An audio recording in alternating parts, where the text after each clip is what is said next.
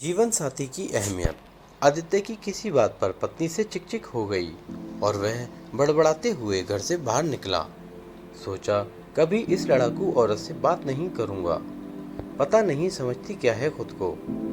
जब देखो तब देखो झगड़ा और सुकून से रहने नहीं देती। आदित्य नजदीक की चाय की दुकान पर पहुंचकर चाय ऑर्डर करता है और सामने रखे स्टूल पर बैठ जाता है। तभी आदित्य को अपने से किसी की आवाज सुनाई दी। इतनी सर्दी में घर से बाहर चाय पी रहे हो? गर्दन घुमाकर देखा तो पीछे के स्टूल पर बैठे एक बुजुर्ग थे। उनकी बात का जवाब देते हुए आदित्य बोला, आप भी तो इतनी सर्दी में और इस उम्र में बाहर हैं बाबा।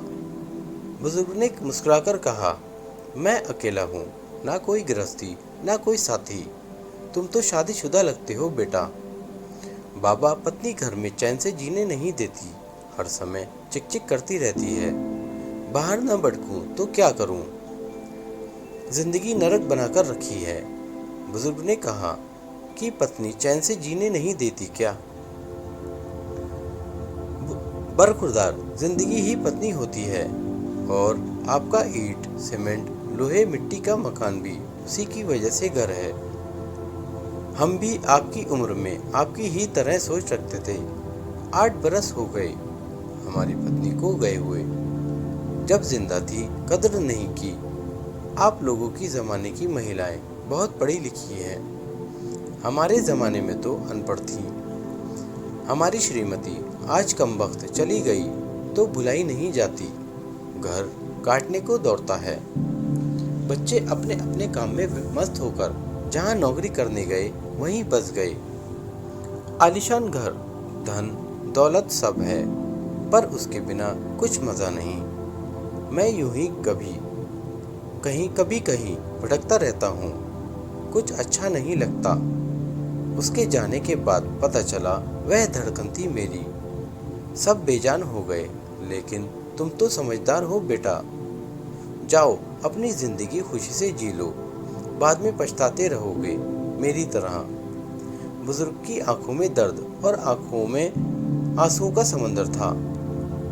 आदित्य ने चाय वाले को पैसे दिए, नजर भर बुजुर्ग को देखा, 1 मिनट गवाए बिना घर की ओर मुड़ गया। पत्नी ने उसे दूर से ही देख लिया था। डबडबाई आंखें निहार रही पत्नी चिंतित दरवाजे पर ही खड़ी थी। पत्नी ने कहा, कहाँ चले गए थे?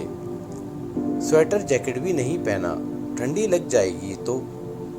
ठंड बढ़ गई है, तुम भी तो बिना स्वेटर के दरवाजे पर खड़ी हो। कुछ यूं दोनों ने आंखों से एक दूसरे के प्यार को पढ़ लिया था। उसके बाद फिर से कभी नहीं झगड़ा करने का वादा किया और दोनों हमेशा खुश रहने लगे। दोस्तों, कई बार हम लोग भी अपने जीवन में इसी तरह की गलतियां कर बैठते हैं। सिर्फ पत्नी ही नहीं, माँ बाप, चाचा ताऊ, भाई बहन या अजीज दोस्तों के साथ क्रोध कर देते हैं, जो सिर्फ हमको ही नहीं उनको भी कष्ट देता है। दोस्तों, छोटा सा जीवन है, कहीं क्षमा करें, कहीं क्षमा मांगकर हंसकर गुजार दें। जिंदगी के सफर में गुजर जाते हैं जो मकाम, वो फिर नहीं आते। दोस्तों, यह कहानी आपको कैसी लगी कमेंट करके ज़रूर बताएं और आप अगर चैनल पर नए हैं तो चैनल को सब्सक्राइब करें और इस कहानी को लाइक और शेयर करना ना भूलें। धन्यवाद। आपका दिन शुभ हो।